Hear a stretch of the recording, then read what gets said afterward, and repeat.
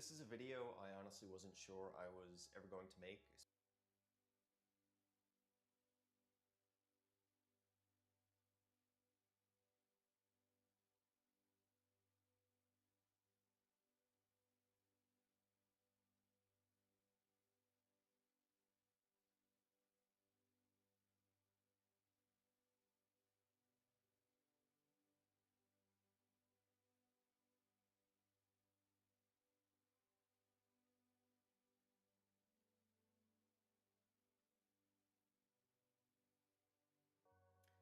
This is a video I honestly wasn't sure I was ever going to make, especially this soon after my accident. A little over 2 weeks ago, I was in a motorcycle accident that changed my life forever. I ended up losing my left leg above the knee, as you can see. Since then, I've spent a lot of time just trying to come to terms with what happened, replaying that day in my head, and just trying to figure out how I move forward from here. I've always been a pretty private person, especially when it comes to my emotions, but I've realized that real healing doesn't begin until you can be open, honest, and vulnerable with yourself and the people who care about you. So today, I want to share exactly what happened on that day, not for pity, but because I truly believe that sharing this might help somebody else who's going through something unthinkable right now. And just a heads up, especially if you're somebody that's close to me, somebody that knows me personally, and hearing details about injury and trauma make you uneasy, I completely understand. I lived through a nightmare, and I'm gonna share those details, so if hearing those details in full make you uneasy, it's totally okay to click away. But if you are still here, here's my story. I was a relatively new rider. I had just got my first bike about 6 or 7 months ago. It was a Suzuki SV650, and I fell in love with riding instantly. It's something I'd always wanted to do since I was a kid. I loved sitting on bikes, I liked looking at bikes. But as an adult, I never could because of my career as a professional soccer player. So once my wife and I moved down to Charlotte 6 or 7 months ago, I figured what better time than now to get my first bike. So Memorial Day weekend rolled around. I wanted to do something special. I'd never been out to the mountains in Western North Carolina before, so I figured what better opportunity than now to go explore the twisty mountain roads, just me, my bike, and the open road. But the thing is, I was unfamiliar with the area. I didn't know the turns, I didn't know the grades, I didn't know the elevation changes, but it turns out that's all part of the adventure. I rode my way to the top of the mountain, had just started my descent, and that's when it happened. There was a long downhill section heading into a left-hand turn. I couldn't see the exit point of the turn. I didn't know how sharp it was, so I didn't know if I was gonna make the turn or not. I panicked a little bit heading into the turn and got on the brakes hard. The rear wheel locked up and the back of the bike started to slide out, so I got off the rear brake, but at that point, the rear tire caught traction and it snapped the bike back up and ended up throwing me off the bike into a guardrail. This was the one thing that always made me nervous about my bike. It didn't have ABS, so there were no safety nets, no forgiveness if you panicked, no second chances. The moment I hit the guardrail, I knew something was wrong with my leg. When I moved it, it felt light. My first thought was, no, this cannot be happening to me right now. This didn't just happen. But then survival mode kicked in. I crawled a few feet back onto the road, looked at the turn, flagged down the first car I could see. I made eye contact with the man who ended up pulling over, and I will never be able to thank him properly. He was calm, composed, and luckily made all the right decisions, or else I might not be here today. He came over to me. He could clearly see the damage. He asked me what hurt. I said my left arm, my left leg. I knew my arm was okay. I wasn't too worried about it, but I also knew my leg was a mess. He either called 911 himself or had somebody else who stopped to do it. But then he started looking through my backpack. I'm not even sure what he found, but he said to me, "This is gonna hurt." And then he tied a tourniquet around my leg to stop the bleeding. Fortunately or unfortunately, throughout this entire situation, I was completely conscious. I was as sharp as I could possibly be. I was able to rattle off phone numbers, my name, where I'm from. So I remember everything. And then he asked if I wanted him to call anybody. I gave him my wife Erin's phone number. He tried calling her a few times. She's not normally one to answer random calls, and I told him that because he asked me. So he shot her a text. He said, "Stefan crashed, call now." And he ended up getting her on the phone. He told her the situation, excluding some details, just to make sure she didn't panic. And then he brought the phone over to me, put it on speaker, held it up to my helmet, and I got the chance to talk to her. I told her I was in a little accident, my leg is injured, and I'm gonna be taking a quick trip to the hospital. I don't even remember what she said after that, if I'm being honest. I mustered up all the strength and focus I could just to keep my voice as calm as possible, to try to keep her as calm as possible. While we were waiting for the ambulance, I moved around the rest of my body. Left arm, awesome. Right arm, still good. Right leg, can still move it. I wasn't paralyzed. I always knew the risk I was taking getting on a bike, but I also took the proper precautions as well, which probably ended up saving my life. I never got on a bike without a helmet, without motorcycle-specific jacket, jeans, boots, gloves, and an airbag vest, which went off in the accident. Probably saved me from a whole lot worse injury. And that's when the man came over to me and said, "You still have your life, and that's all that matters." He talked to me the rest of the time until the ambulance came, asked me my name, where I was from, what I was doing out there riding, kept me calm, and he said the most important thing now is just to not go into shock. During this whole time, I never once looked down at my leg. I refused to. I was 95% sure that it was gone, but I didn't want to see the confirmation of that. And then I made the mistake of looking out in front of me, just assessing the situation. And that's when I saw it, about 10 to 15 feet away from me, a single motorcycle boot with a couple inches of bone sticking out of the top of it. And that image will be burned into my mind forever. Eventually, the ambulance came, they loaded me in, and they drove me 8 miles down to the bottom of the mountain where a helicopter was waiting for me. I remember the EMTs talking in that ride down. They said something like, "We should probably do more for his leg." The other one said, "I see what you're seeing, but it's not really bleeding that much." They also said multiple times that the limb is in a cooler on ice. I guess they were trying to save it. I knew I wasn't getting that leg back though. I kept my eyes closed for most of that ride, but I do remember them talking. I remember them saying I was given fentanyl, probably for the pain, and I was given 3 units of blood. I don't know if that was on the ambulance or in the helicopter. I do remember being freezing cold on the helicopter though, whether it was from the altitude or the blood loss, I don't know. I do remember them giving me something. If I had to guess, it was probably blood, and I remember feeling much better, much warmer after that. When we finally landed, I was rushed into the ER. I was immediately surrounded by a team of doctors and nurses. I gave them all the information I had, my name, date of birth, where I was from, emergency contact. I was sharp. I was as with it as you can possibly be in a situation like that. And even when they were taking my blood pressure, they asked me if I had any previous medical history, medical issues. I remember telling them like my blood pressure is usually a little high the first couple times. I think I get nervous at the doctor's office, which I guess is pretty funny looking back on that now. And then they rolled me onto my side to do some tests. They asked me to squeeze my glutes. They were pressing on each of my vertebrae, going all the way down my spine, checking for injuries. And I felt no pain with any of that. And then they told me they had to take some scans. X-rays, CAT scan, check for any internal damage. And they told me to relax my leg, which I thought was odd. Little did I know, I was probably holding my leg up at a 45-degree angle this entire time. It was incredibly uncomfortable to move and felt impossibly light, and I didn't even realize it wasn't resting on the bed probably the entire time. They took all the scans, and miraculously, I don't even know how, I had 0 other injuries. 0 head trauma, no neck injuries, no spinal injuries, no internal damage, no internal bleeding, not even a bruise in my body. The only visible mark I had on my body was a little scratch, which you probably can't even see, from landing on the pavement and my jacket riding up a little bit and scratching the dirt or pavement. Other than that, I was perfectly fine, minus the leg, obviously. And that's when they told me they needed to take more of my leg. They said it would be an above-knee amputation. I assume because of the debris from the guardrail, the road, obviously it wasn't a clean cut when this happened.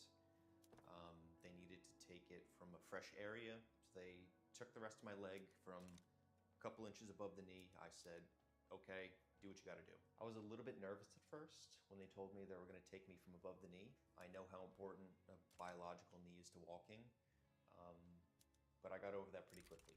I was just grateful to be alive, to be stable, and to be taken care of. So they took me back. I went into surgery, which lasted about an hour and a half, I think. And when I woke up, I asked the nurse how everything went. She said, great, no complications. And then they wheeled my bed to my hospital room where my wife, Erin, was there waiting for me. I remember my first words to her were, I'm sorry. The first thing she said back was, don't be. But I couldn't help feel guilty just for the situation I put her in, or a situation that could have been much worse. Which I learned over these past 2 weeks is my biggest fear. But amazingly, and if you've seen my first video, you could probably tell the positive spirit I was in. I was in that spirit almost right from the start. Right after I told her I was sorry, I wanted to keep things light. Jokingly, I told her, I should have gone mountain biking today instead. And that's the other option I was debating on doing earlier that morning. But that's really it.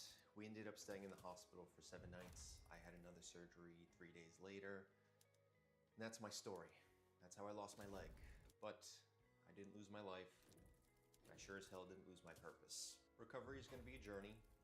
Physically, mentally, emotionally. I'm still very early on in this process, but I'm also still here and I'm not done. If you're going through something right now, anything, just let this be a reminder that you are much stronger than you think you are. And this is just the beginning.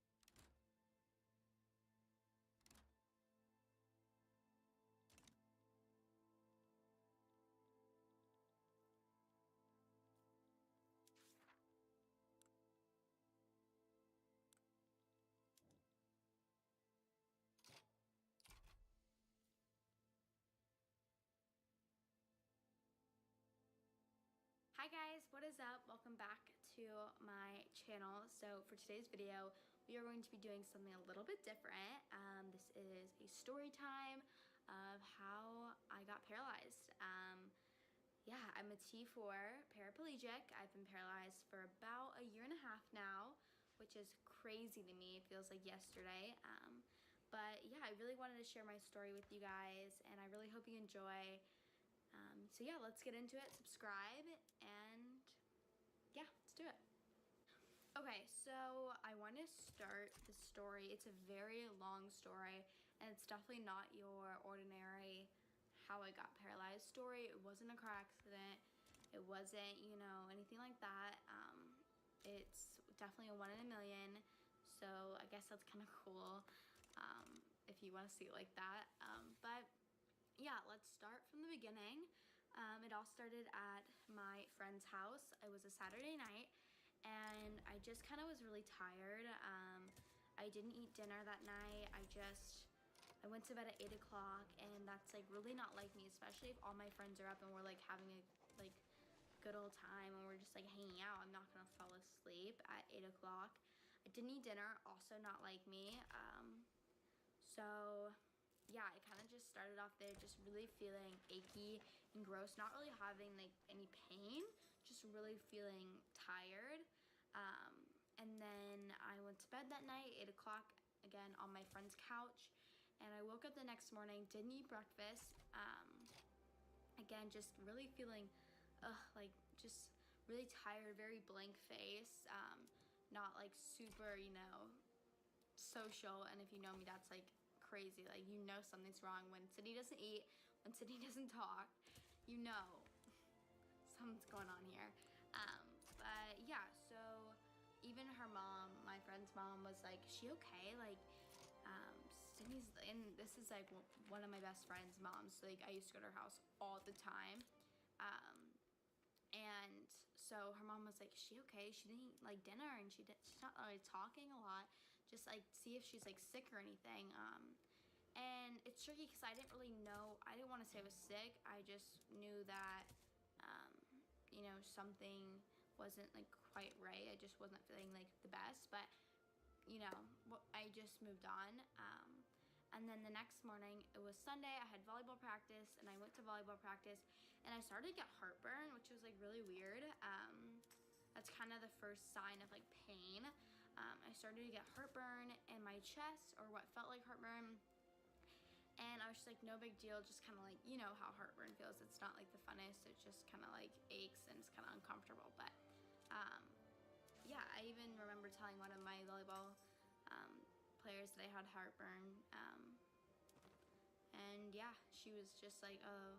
And the reason why I remember that so vividly is because she got it a lot, and I don't really know why that's an important like part. It really isn't, but I just felt like, I don't know, I just remember telling her and being like, oh my god, I have like the worst heartburn. But anyways, so I went home and I was just like, golly, that was not a great practice. Like, I just feel so like tired and like gross. And I was like, whatever, I have, you know, Wednesday or whatever. So little did I know. So then Monday came. I felt like okay again, just really not eating a lot, just really tired. And I went to school that day. Fine. That morning, again, heartburn, but whatever. I just, you know, it'll pass. Took some heartburn medicine because my mom gets heartburn really bad, so she actually had some medicine for me that I could take. So I took some heartburn medicine. Didn't go away, which was like annoying. I remember being like really frustrated because like usually it works really well, but it wasn't working. So I was a little confused. I was like, what is going on if it's not heartburn? But I, again, didn't really dig that deep into it. So I go to school, and about lunchtime, I started to get really bad back pain and chest pain. It was kind of right underneath my left chest, and then it wrapped around to my back. Really odd. That was one of the hardest parts because it wasn't like it was my appendix. It wasn't like it was my kidneys. Like, it wasn't in an obvious spot. It was kind of just right here on my side, and it wrapped around to my back. So it wasn't like, oh, she probably has this, or she probably has this. No, it was like, oh, that's really weird. I mean, whatever, you might just be having like cramps or something. That's what I thought. But anyways, so I didn't go to recess after lunch. I ended up staying inside, sleeping on, like, with my head on the desk, just kind of like exhausted from, you know, being like from the heartburn and the back pain. And I remember just being so uncomfortable, and I'm gonna use this word a lot because that's the best way I can describe it for you. I was just really uncomfortable, constantly like moving to try and adjust to, like, you know, help, you know, the pain, I guess. It wasn't like awful, again, just really uncomfortable. So I called my mom, and I was like, Mom, like, I'm having the worst back pain. Like, can you please come pick me up? Like, I feel really, like, something's wrong. And she was like, okay, sweetie, I don't think I can come pick you up because I'm at work right now, but maybe I can call Dad and see if he can pick you up. So my dad comes and picks me up from school, and I remember telling, like, everybody, I was like, oh my gosh, I'm having, like, everything. I just said it was cramps because I didn't know what it was, and I had never had, like, cramps. I still this day have never really had cramps, so I'm kind of lucky in that department. But I was just like, oh, I'm just having the worst cramps. And I remember telling one of my friends, Avery, and she was just like, that is so weird. Like, I've never had, like, that's a weird, like, it shouldn't hurt that bad. And I was like, I know, like, I was literally, I was, like, constantly expressing how much it, like, hurt. And then, so my dad comes and picks me up, and he took me home, and I was just like, golly, and my back just didn't stop hurting. It was almost like pulses of like lightly stab. It wasn't like sharp. It was just like pulses of like pressure, if that makes sense, on like my side and my back. And then I went home and I told my dad, I was like, oh, this is weird. So it kind of like, it got to the point where it was like on the low, like, I mean, definitely never went away, but it started to get better. So I started doing homework, and I was like, okay, I started doing schoolwork, and then I went to bed that night. Still haven't been eating that much. I mean, I'm definitely eating now, but I'm definitely not eating like, you know, normal. I'm definitely eating kind of, you know, not as much as I normally would, and just not really hungry. And then I went to bed that night. Everything was, you know, good. Still had the heartburn, still kind of uncomfortable, but really wasn't thinking that much into it. Just, you know, thought it was regular heartburn. But then that night, I woke up in the middle of the night because I was in so much pain that it literally woke me up out of my sleep. And I just remember just being in so much pain. My back hurt so bad. I couldn't lay on my back. I couldn't do like anything on my back. And I woke up, my mom was like, Mom, like, I'm like so, like, I'm in so much pain. I remember just like hurled over on the couch, just being like, oh my gosh, my back is killing me. I couldn't sleep on, I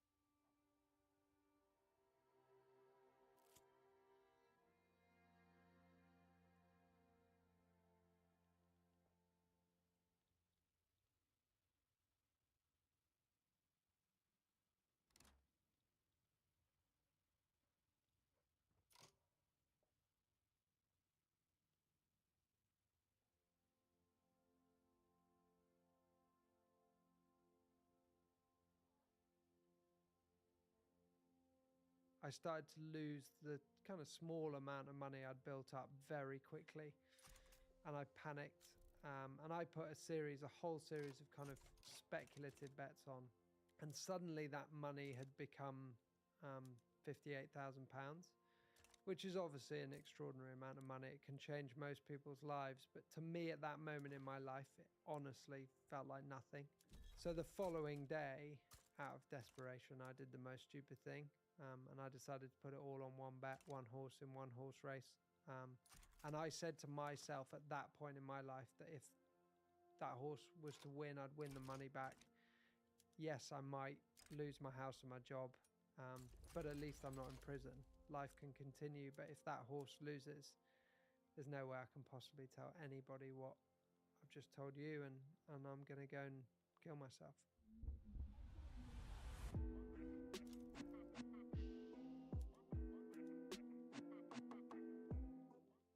my childhood was amazing. I was so fortunate in my background, my education.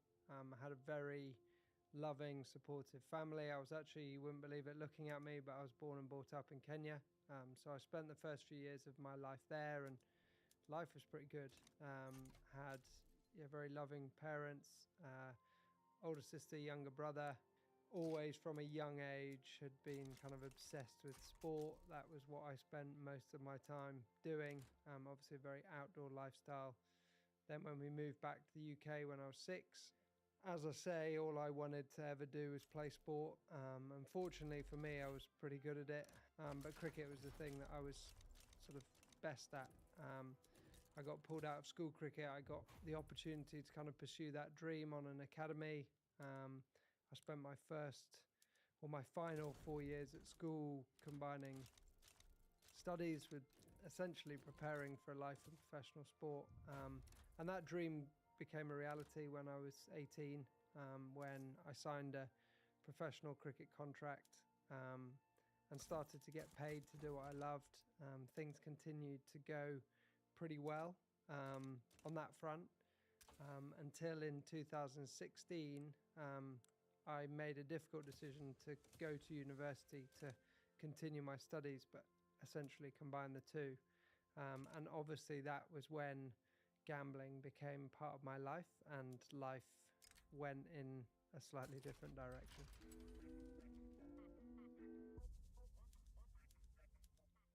One sort of Saturday morning, a couple of weeks after Freshers Week, a bit hungover from the night before, a few of my mates came and knocked on the door. They said they were going down to what they called the bookies. I didn't really know what they were talking about, but of course I didn't want to admit that. And we walked into a betting shop in Durham where I was at university. I didn't really know what I was doing. They all did. But when I walked into this shop, weirdly, it fascinated me. I loved everything about it. There was sport all over the TV screens. There was a real sort of rush and buzz in there. And I kind of just stood there watching what people were doing. I watched a guy play on a machine for a while called a fixed odds betting terminal. He was playing a game called roulette. I sort of watched him feed £20 notes into this machine for about 15 minutes, eventually punch it, kick it, storm out the shop, and I sort of laughed it off and thought, what's wrong with him? Obviously, little did I know, and I sat down in this chair. I put £2 in the machine because it was in my pocket from the night before. There was only one number on a roulette machine that was different from the others. So me being me, I thought, what are the chances of that happening? I put it all on green zero, and as I always say, 12 seconds later, £2 became £72, but more significantly, my life changed forever. I mean, I can never explain to people the feeling that gave me. I'd never had it before. The irony is I'd never have it again. I spent the next 13 years essentially trying to chase that feeling with no success. But one thing was for sure was that I loved that feeling, and I just wanted it over and over again. But I didn't appreciate that pretty much from that moment on for the next 13 years. A day wouldn't go past where I didn't do it in some form. I wasn't addicted immediately. Nobody is. But I certainly was hooked. The fact that I'm so competitive and my first bet was a winning bet was definitely significant, because it made me think that that was going to happen all the time, but also it felt like a drug for me because it was all about winning and losing, and as somebody who's so competitive, it gave me that on tap. So from that moment on, I started to do it a lot. The difference was when I first started to do it at university, it was time and money that I could afford to lose. I had a bit more money than some people because I was being paid to play cricket. So it wasn't huge sums of money. I wasn't spending the time where I should have been in the library working, the nets practicing my cricket, or the gym training. It wasn't impacting that area of my life at all. So it wasn't a problem, so to speak, but I certainly did it a lot. But I also did it mainly with other people. And I think one of the big changes was when it started to become secretive when I started to do it with other people, and then 2 or 3 times a day do it on my own. And that happened pretty quickly, actually. The biggest turning point for me was a year later, was when my cricket career came to an end. It would be easy for me to say that my cricket career came to an end because of my gambling and I had a gambling addiction. That was not the case. My cricket career came to an end because I probably wasn't good enough. I'd been found out. Obviously, I had a distraction in my life that probably didn't need, and it certainly didn't help. But it was that moment where life really changed, because that moment hit me really hard. And I found it really, really difficult to come to terms with the fact that everything that I'd ever wanted, that I'd had a little taste of, was gone. One day I was a professional cricketer, the next I was not. And I had sort of grown up being the person that had never struggled with anything, really. So I didn't really know how to deal with it, and I certainly didn't want to admit it to anybody. I went back to university. To a degree, I put on a pretense that I didn't really care. Of course I did. And it was then that gambling started to play a different part in my life, because firstly, it was the closest thing I could find to kind of replicate the rush and buzz that I used to get from playing sport. But also it became a form of escapism. It was a way of kind of dealing with emotions, a way of kind of running away from how I was feeling. Because when I was gambling, I didn't think about anything else, and I found that really addictive.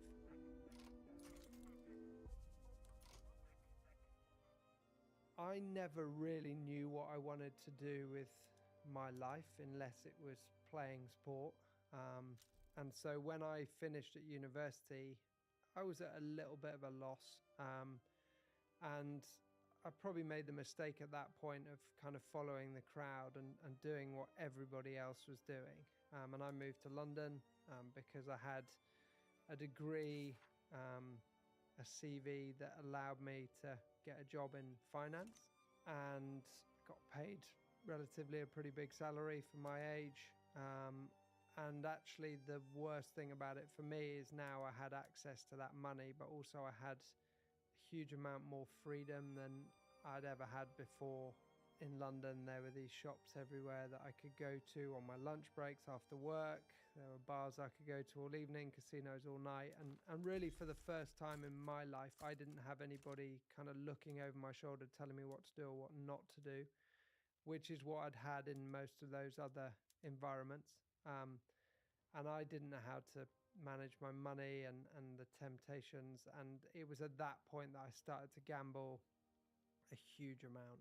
I used to gamble a lot on sport because it was the thing that I loved. I knew a fair bit about, and I started to get very into horse racing, which I became, I guess, reasonably knowledgeable about. And so I used to do a lot of that. And then I also used to go into shops physically and play on these machines. I used to play roulette more than anything else, usually combined with watching the horse racing and betting on the same time. My job in insurance allowed me to be out of the office a lot. So I would get my work done very, very quickly, and then I would go and sit in a betting shop in the middle of the city. In terms of kind of the amounts of money that I was gambling, it wasn't ridiculous amounts of money like it became later on, but it was still more money than I could probably afford to lose. But the nature of gambling means you have good days and bad days. I won, I lost, but generally everything that I won, I would reinvest, in inverted commas, into gambling. And if I won a certain amount of money, the next bet I'd place would be bigger. That was kind of the pattern of my gambling.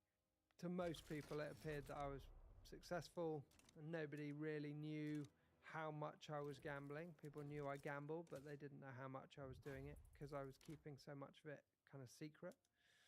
And then in 2010, life would change again one night when I had a huge win. And that really was the kind of catalyst for my addiction and everything changing, literally in the blink of an eye.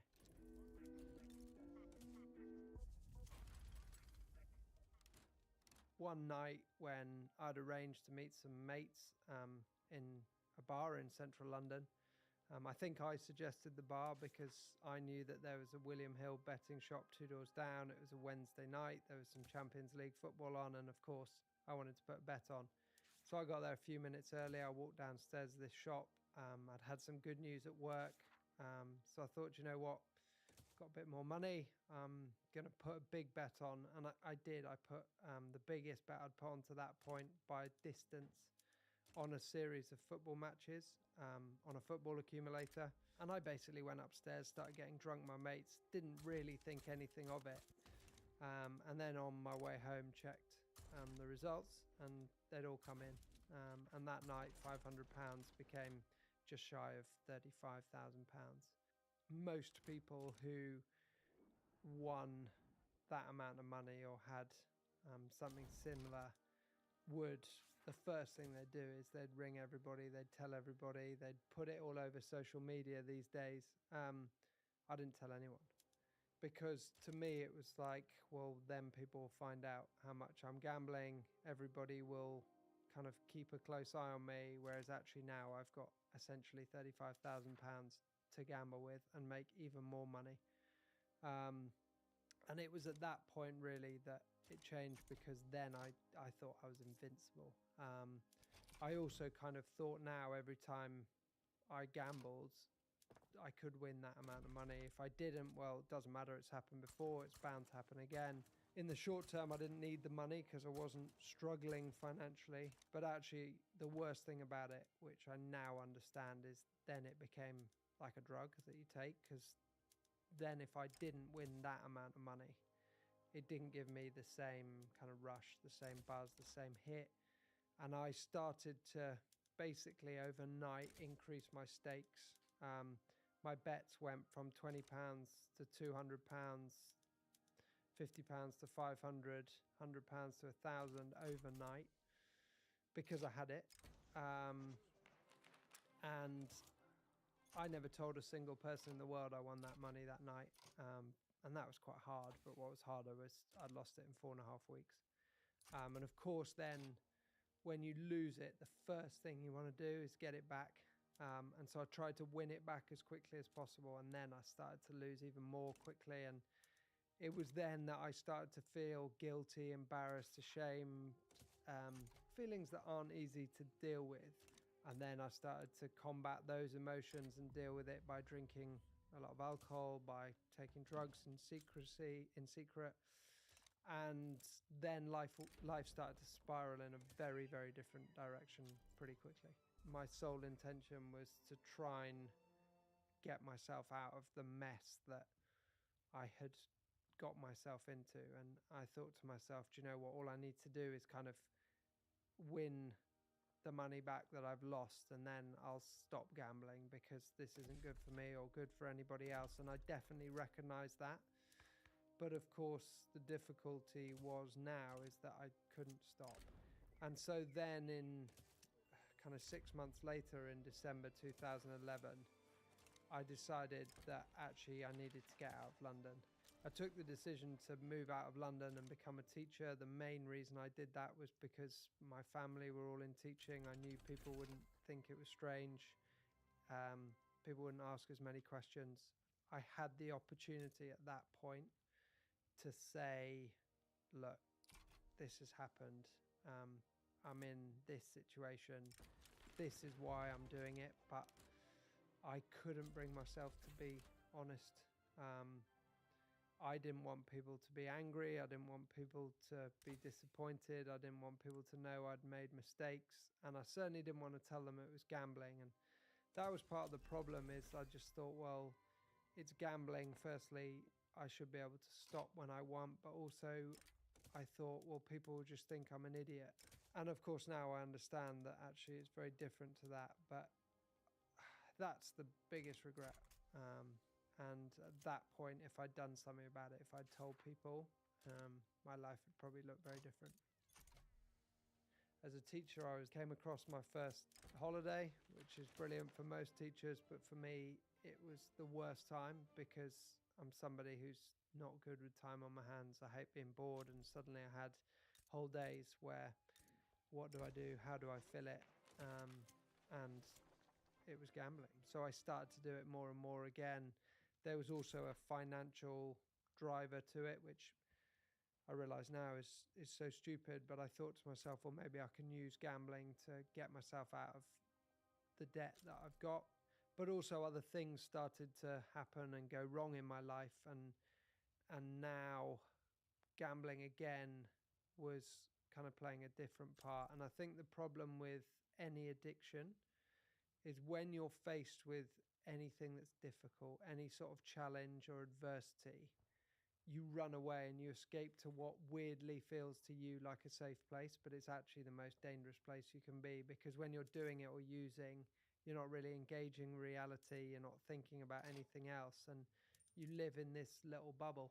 And it was my happy place, which sounds extraordinary, but it was, when actually deep down I was pretty unhappy. Any money that I had that wasn't for things that I had to pay would go on gambling. But then as time went on, and actually pretty quickly, then it started to eat into those things. So then I started to obviously borrow money in all sorts of ways. I'd taken out bank loans, I'd maxed out credit cards. And once that had run out, it was then like, okay, what do I do now? How do I fund it now? I've got to pay off debts, I've got to pay bills.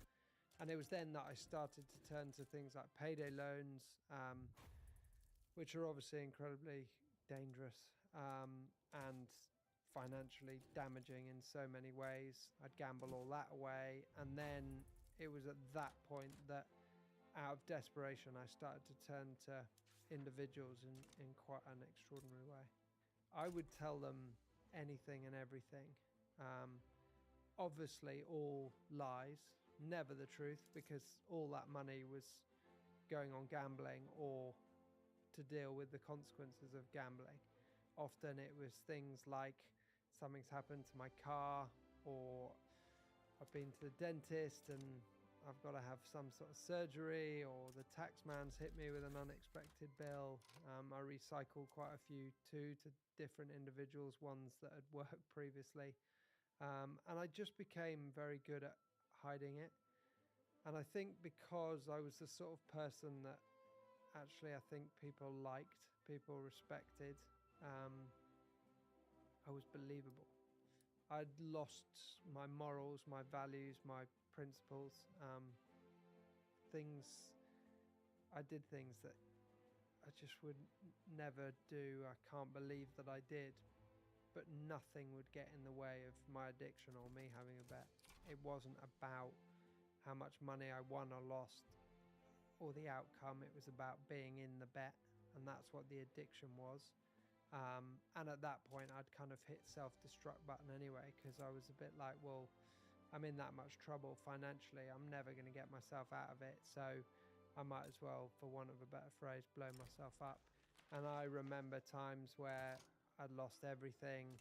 I was kind of in my car, I'd be head on the steering wheel, floods of tears, thinking, right, you've got to stop, you can never do this again. And within the next minute, I was either trying to find more money in order to gamble, or I was gambling in some form. And that's what's really scary about it, is that I had lost the ability to make that choice. And the way I started to do it was I started to make decisions at work that I'd regret forever and would ultimately cost me my career, because I started to approach parents of pupils that I taught for money.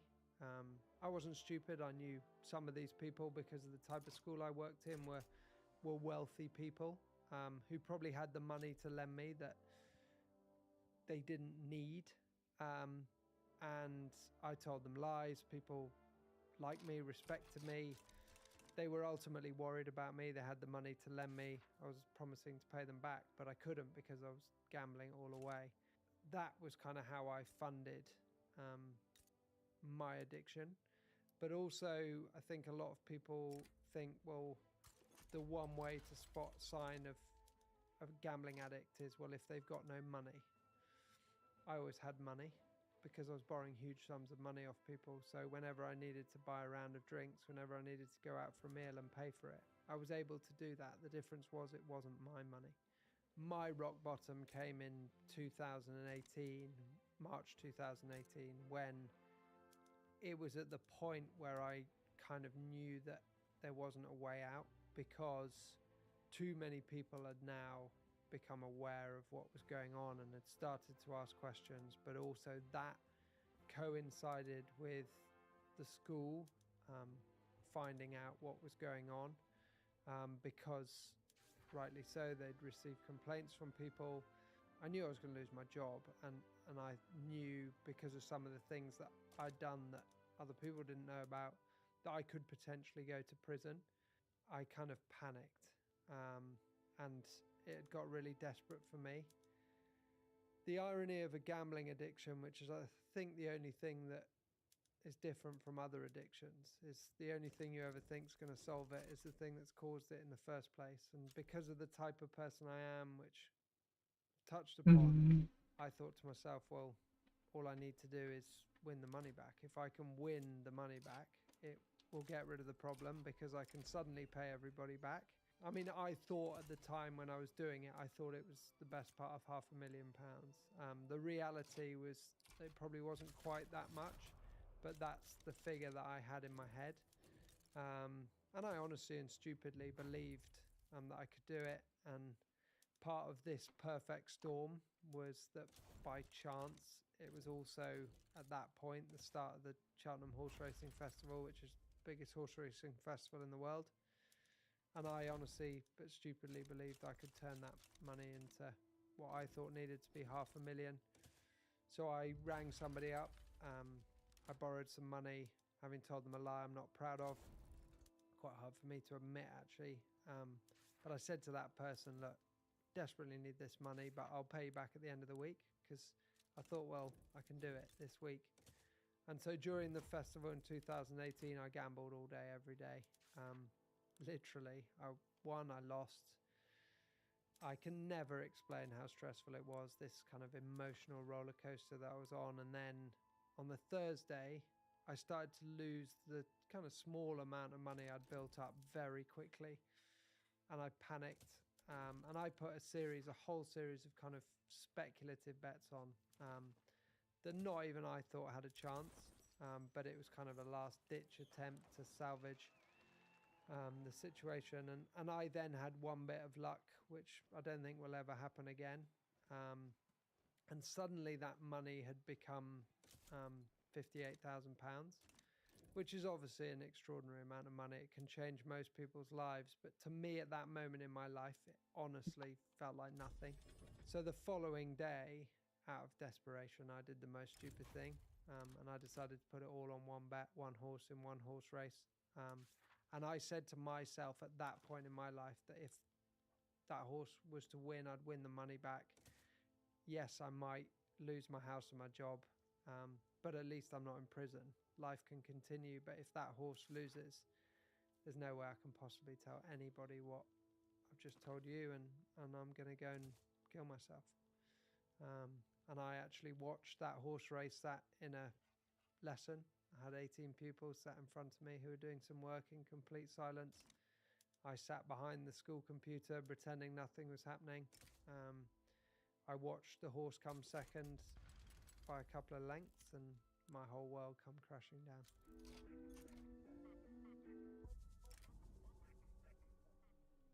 It was the weekend. It was actually my birthday that weekend. I had an awful lot of family coming up. And I thought to myself, I can't do it now. Somehow, and I still will never understand how I got through those few days, but I managed to. And actually, it was probably the least I ever gambled in those 13 years, because I didn't want to do it anymore. I'd had enough. I took myself to a train station. I bought a ticket to London with some money I think I'd stolen off my girlfriend, and I basically went onto a train platform with the intention of throwing myself in front of it. As you can imagine, stood there, I had an awful lot going through my mind, but one thing going through my mind more than it ever had before, thank goodness, is you've got to tell somebody. The only person I could bring myself to tell at that moment in some way was my brother, who's my best mate. I didn't want to call him. I didn't want him in the state that I was in. I also didn't want him to know how close I was to doing it, which in hindsight probably means that it was a real cry for help. Of course it was. But I basically said to him, this is what I'm about to do. And fortunately for me, about a minute later, he sent me a text message, and that text message, although he does now, he didn't realize at the time, but it saved my life.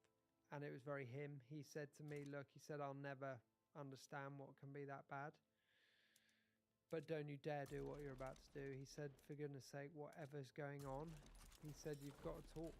You've got to be open. You've got to be honest. And I promise you, we're all going to stand by and support you. And that's all I needed to hear.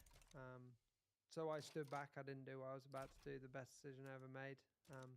As I was stood there in floods of tears, people looking at me, laughing at me, you couldn't make it up. I can honestly say it was the first time in pretty much my whole adult life I felt really good. I felt real. I could stop living this lie, and I could finally get the help that deep down I was so desperate for. And the next day my parents arrived, and then I came clean. And I decided that the only option was to tell them everything. I can never explain how hard it was, but the difference was their reaction was so different to what I thought it was going to be. I'd played in my head for goodness knows how many years that everybody was going to go mad, people were going to disown me. Nobody did. They recognized I had a serious problem. They were glad I was still here. But actually, the one thing that will stick with me forever is they did look me in the eyes and they said, look, we're going to support you, but you've got to play your part in it as well.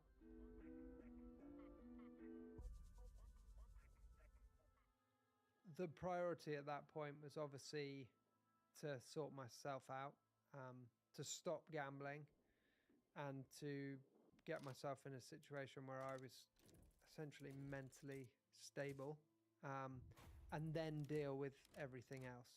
I then had a conversation with somebody who had been through an addiction, a drug addiction.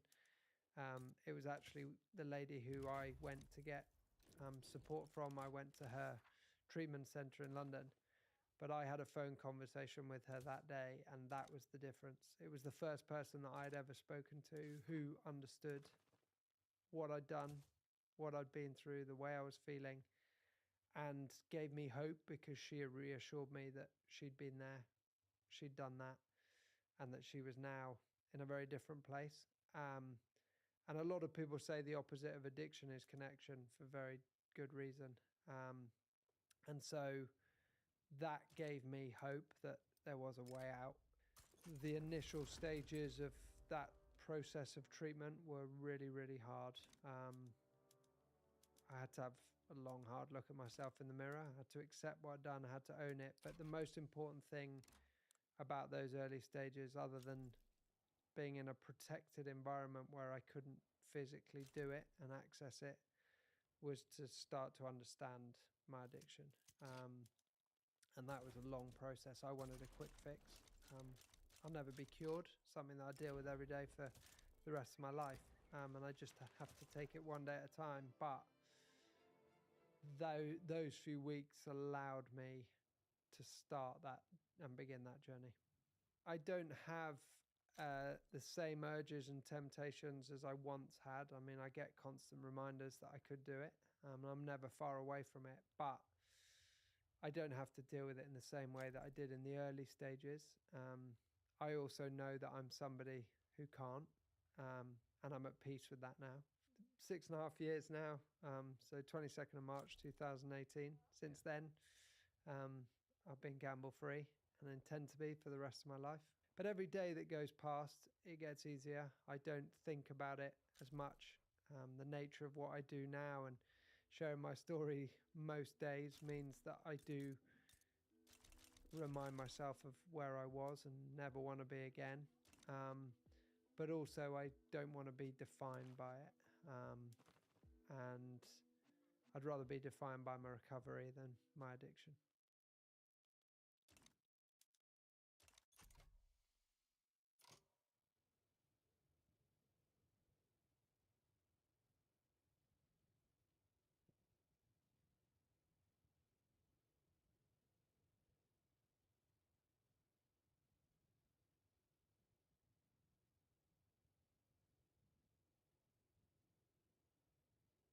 So I grew up in a little city in the southwest called Plymouth, um, just on the border of Cornwall. Very good childhood, if I'm honest. I'm very fortunate and very grateful for it. Working class family, terraced house in a regular neighborhood. Did what a lot of young men did. Who were born in the 80s and raised in the 90s, which is get up to mischief until the streetlights came on. All my friends were older than I was, which I believe helped me to grow up a little bit quicker than I should have. So Plymouth's a big military city. We've got a huge naval base. We have the Royal Marines headquarters down there. We've got army camps down there. The whole southwest of the UK is quite a big military hub. So growing up, I was kind of surrounded by it. All of my friends who were older than I was had already left school while I was still in school, and some of them had gone into the military. And I liked what their lives looked like. You know, when they came home on leave, they always seemed to have money. They were quite fit. They were always telling me these stories about driving tanks and shooting guns, and it sounded kind of cool. And I didn't really know what I wanted to do as I was approaching the end of school. But, you know, based on my love for health and fitness and sport, combined with what these friends were telling me, it seemed like a good idea to, you know, go down the military route. Well, I got the paperwork when I was 15 and a half. Got it signed by my parents because you had to be 16 back then to pursue that career, and then left school after doing my exams and went straight in at 17. I went to join the army because I didn't even know who the Royal Marines were. One of my friends who was in the tank regiment took me to the career centre when I was 15 and a half to get that paperwork. And when I asked my parents to sign it, they told me I had an uncle who was a former Royal Marine, and he lived halfway between our house and the Commando Training Centre. So that weekend, we went to visit him. Sat down, had a chat with him.